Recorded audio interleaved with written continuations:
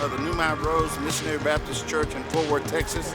And Camille Branson is a dear friend of mine with the Hub, and she was out here today, and this is one of those Black Lives Matter events that has gripped our hearts all across this nation and the world. And so I just wanted to come out and show the young people some support. Melvin McGuire, I'm captain with Burleson Police Department, and I'm in charge of operations. No racist! I thought it went well. I mean, they just came out to exercise their constitutional rights to assemble, express themselves. That's what we're all for. We were just here to make sure that people got across the street all right. When they took a walk, they needed a little help with that, so we blocked traffic. Nice. Helped them get around the block.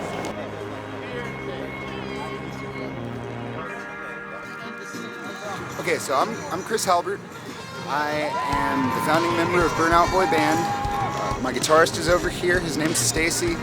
I also am the founding member and I guess CEO. I hope to never have one of those for my leadership group that I've started called Dream Catchers. It's supposed to be about objective leadership. Regardless of how much it sucks to admit you're wrong, it's the right thing to do, especially when you've taken the position as a leader.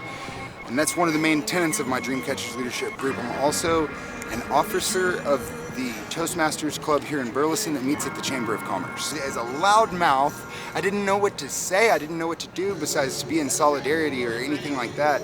And when I saw the post for this event here, I immediately clung to it. I was like, you know, we need to cover that. We need to go cover that and show and speak out for what we actually believe rather than just being at home heartbroken.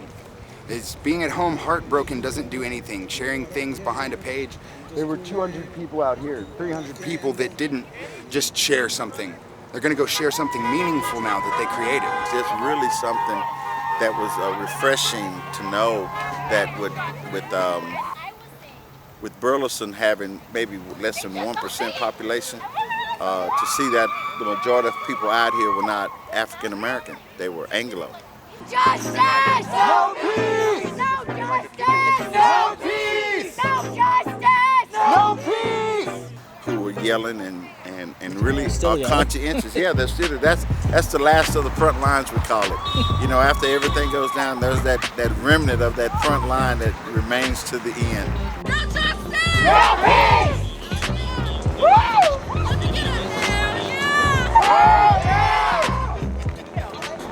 My name is Stacy Milton. I actually live in Alvarado, but I grew up around this area pretty much my entire life. I went to school in Joshua, which is like the next town over. And I am here, and I've had to explain this to a lot of people, not necessarily to protest the racism or anything that's going on, because that's not all that's going on right now. That's not even necessarily the root of the main problem. The root of the main problem is the injustice that goes on, the flawed justice system that we all have to live under.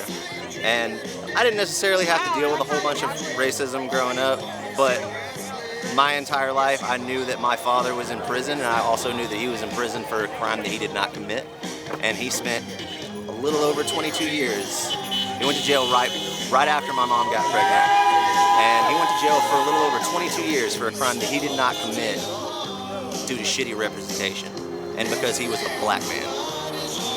And even with lack of evidence, they still found it necessary to convict and rob 22 years of a young black man's life. Why? But I was explaining to somebody today, everybody gets so distracted by the numerous narratives that get put out in the media whenever stuff like this happens. And look at it this way, okay, say you're looking at a painting. This could be the ugliest painting you've ever seen in your life. It could be the most beautiful painting you've ever seen in your life. Doesn't matter. If you're constantly staring up at this top right-hand corner of said painting, you miss the entire picture of everything else because you're so focused about what's going on over here. You're not getting the whole picture. You lose sight of a lot of things whenever you do stuff like that, and people in this country have been paying for it because none of this is new. The police brutality, the injustice in our system, it's literally something that the people have been crying and begging to be fixed for years, especially since Trump got in office. And nothing's gotten done. So here we are. But this was a good day. It's a good day for Burleson. It's a good day for our country. And it's really a good day for the world. In spite of everything that is happening now, from the corona pandemic to this pandemic on racism, we still find hope in our young people. And that's a good part.